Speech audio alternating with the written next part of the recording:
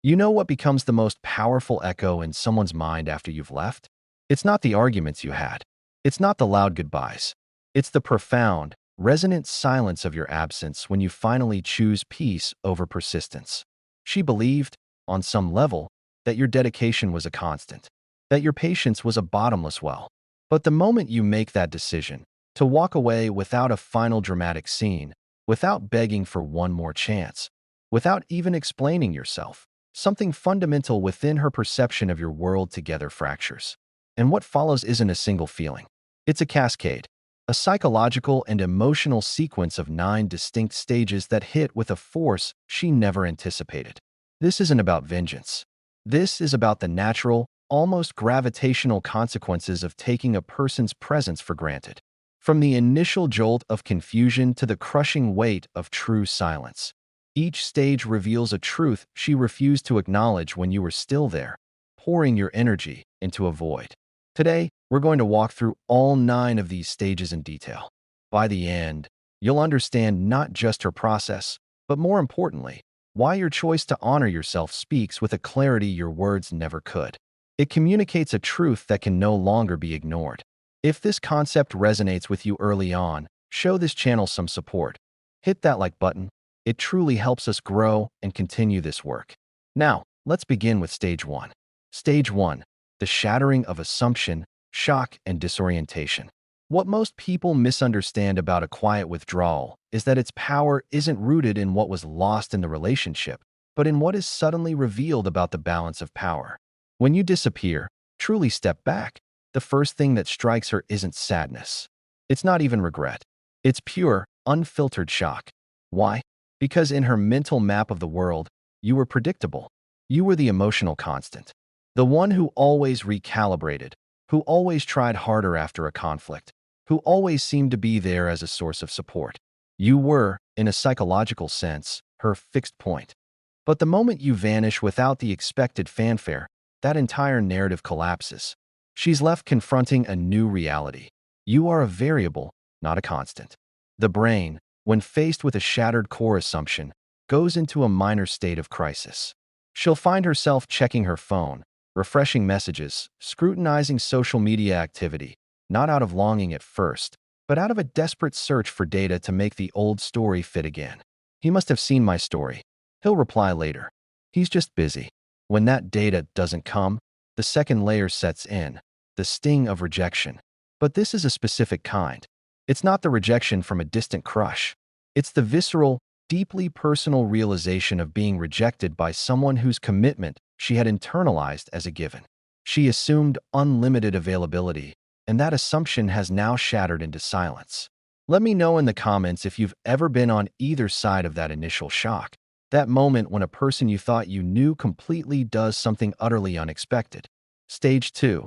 The unraveling, cognitive dissonance, and the void. After the shockwave passes, a quieter, more insidious stage begins. The mind tries to reconcile 2 conflicting beliefs. He cared deeply for me, and he left without a word. This is cognitive dissonance, and the brain hates it. To resolve the tension, it will start rewriting history. Maybe he never really cared. Maybe it was all an act. But this narrative battles with the evidence of memory. All the times you did show up, you did care. This internal conflict creates a strange emptiness. She likely told herself and her friends, "I'll be fine. It's his loss." Yet, as days turn into weeks, she notices the hollow spaces you used to fill. It's not the big things at first. It's the mundane moments. The funny observation with no one to share it with. The bad day without that default person who would listen. The specific comfort of your particular brand of humor or understanding. She's facing a psychological principle called loss aversion. Studies in behavioral economics show that the pain of losing something is psychologically about twice as powerful as the pleasure of gaining it. The discomfort of your absence is literally outweighing the joy your presence provided. She thought your energy, your attention, was a commodity. Now she's realizing it was a unique signature. And here's the painful twist. She often can't openly grieve this. To admit she misses you is to admit she was wrong, that she took you for granted. Pride builds a wall around this void.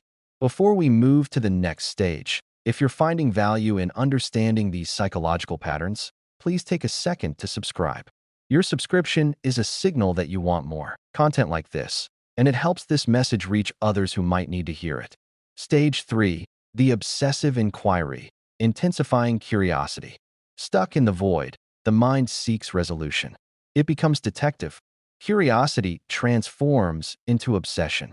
Where is he? What is he doing? Is he already with someone else? You have become a mystery, and the human brain is wired to solve mysteries. This is amplified by the Zeigarnik effect, a psychological phenomenon where unfinished tasks or unresolved situations occupy our minds more persistently than completed ones. By leaving without formal closure, you've become the ultimate unfinished story. Her brain loops, replaying interactions, searching for clues she missed, trying to write an ending. In the digital age, this stage is turbocharged. She may scrutinize every social media platform, not just your posts, but your likes, your follows, who views your stories. But you've gone quiet. No updates, no emotional posts, nothing. This deliberate silence isn't petty, it's protective, and it amplifies the mystery tenfold. The irony is thick here. When you were present and transparent, your value was often background noise. Now that you are an absence, a question mark, you dominate foreground thought. The lack of information forces her mind to generate its own, often leading to imagined scenarios of you moving on, thriving, indifferent. Stage 4. The testing text, the first reach out. The curiosity eventually becomes unsustainable. She needs data. So, she engineers a reason to make contact. This isn't a vulnerable, accountable, I miss you. It's a probe. A casual, hey, how have you been? Or, I saw this and thought of you. This message is a strategic tool. Its goals are to 1. Gauge your emotional state. 2. See if you're still accessible. And 3. Reassert a sliver of control by seeing if you'll jump to respond. It's an emotional breadcrumb. I understand the surge that text can cause, the hope it ignites. That's a normal human response. But your response, or lack thereof, is where the entire dynamic can pivot. The man you were might have replied immediately, pouring emotion into a response, seeing it as an open door.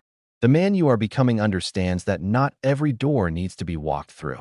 A delayed, brief, and emotionally neutral reply, or even the decision not to reply at all, sends a seismic message.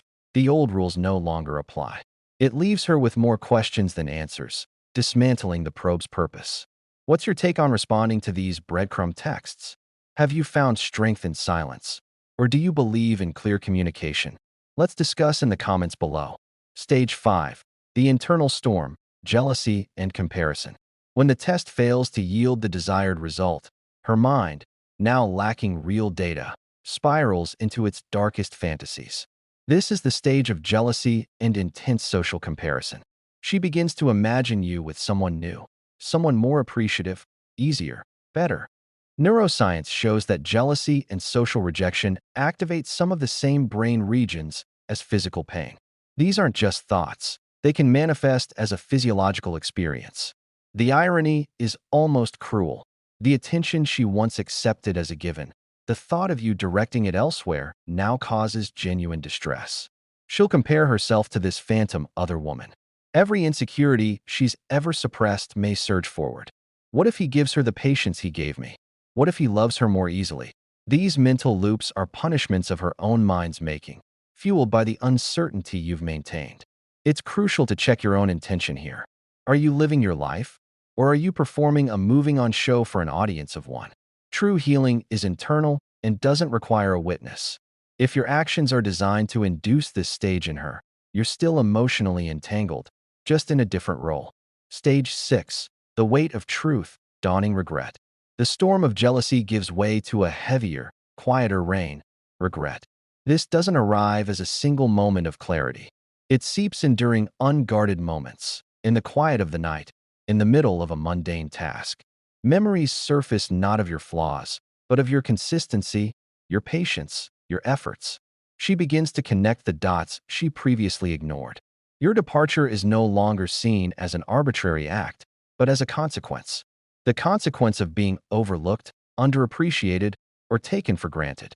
The narrative shifts from "he left me" to "I pushed away someone who genuinely cared." This is a pivotal, painful stage of accountability.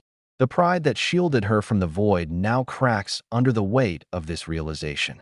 She may replay specific moments, cringing at her own dismissal or coldness. She understands, perhaps for the first time, that your love wasn't weak, it was generous. And that your leaving wasn't cruel. It was an act of self-preservation you were forced to take.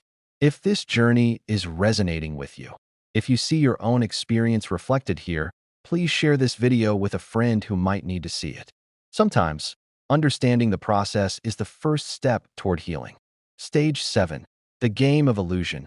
Attempts to reclaim control. Confronted with regret but still grappling with pride, she may resort to old patterns. This is the stage of games and indirect tactics. It's a last-ditch effort to reclaim the familiar dynamic. She might post carefully curated photos suggesting she's out having the time of her life. She might use cryptic song lyrics or stories aimed at you. This is intermittent reinforcement, the same pattern that makes slot machines addictive. Hot and cold, attention and withdrawal, designed to trigger your reward centers and pull you back into the chase. But you are no longer a player in that casino. Your silence and consistent focus on your own life have built a boundary. When her provocative posts get no reaction, when her indirect signals disappear into the void of your indifference, it confirms her deepest fear from stage 1. She has truly lost all leverage.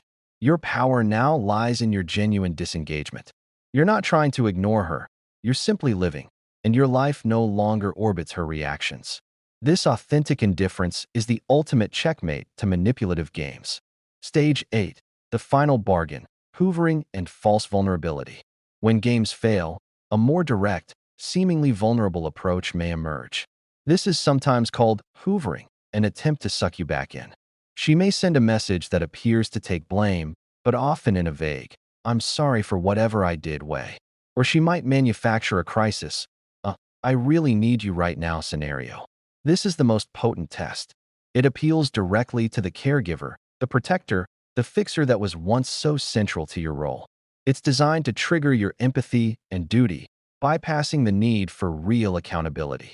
Discerning true change from a tactical maneuver is critical. True change is specific, accountable, and doesn't pressure for an immediate return to the old dynamic. It respects your space. A Hoover is often emotional, pressurized, and focused on soothing her present pain of loss, not on repairing the core faults of the past. Your ability to see the difference and to maintain your boundary even in the face of apparent vulnerability is the hallmark of having learned the lesson. You can be compassionate from a distance without re-engaging. Stage 9. The reluctant acceptance and your unshakable peace. The final stage is rarely a neat conclusion. For her, it's a fluctuating resignation. She may never offer you the perfect apology or the full acknowledgement you deserved, but she will, in fits and starts, begin to accept that you are not coming back, that your silence is permanent, that the consequence of her actions is a life that no longer includes you. This is where the ghost of you finally stops haunting her daily life and becomes a permanent lesson etched in her history. The what if fades into a sober what was. But this video was never truly about her finale. It's about yours. Your 9th stage is unshakable peace. It's the understanding that your worth was never determined by her recognition of it. It's the realization that walking away wasn't an act of anger, but an act of profound self-respect. You communicated a boundary more powerfully with your absence than you ever could with your pleading presence. You chose to stop pouring energy into a void and to start nurturing your own garden. That choice speaks louder than any argument, any text, any grand gesture ever could. It is the ultimate statement of your value. If this breakdown of the 9 stages has provided you with clarity or a sense of validation, I would be deeply grateful if you'd let me know. Leave a comment sharing your thoughts or which stage resonated most. Smash that like button if you believe in the power of choosing peace. And if you haven't already, subscribe and turn on notifications. This channel is dedicated to exploring these complex human dynamics to foster understanding and growth. Thank you for spending this time with me. Remember, your peace is not the absence of conflict. It is the presence of your own unwavering self-respect. Until next time.